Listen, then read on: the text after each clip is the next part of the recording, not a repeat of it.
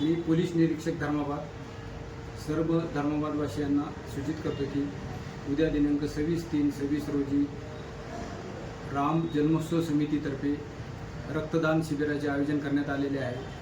तर रक्तदान हे एक सामाजिक जबाबदारी नसून ही एक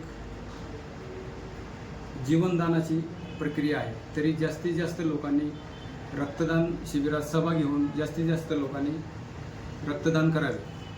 त्याचप्रमाणे उद्या मिरवणुकीत मोटरसायकल रॅली निघणार आहे। तर त्या रॅलीमध्ये सहभागी होणाऱ्या राम भक्तांनी कुठल्याही महिलांना मुलांना त्रास होणार नाही अशा पद्धतीने वर्तन ठेवावे।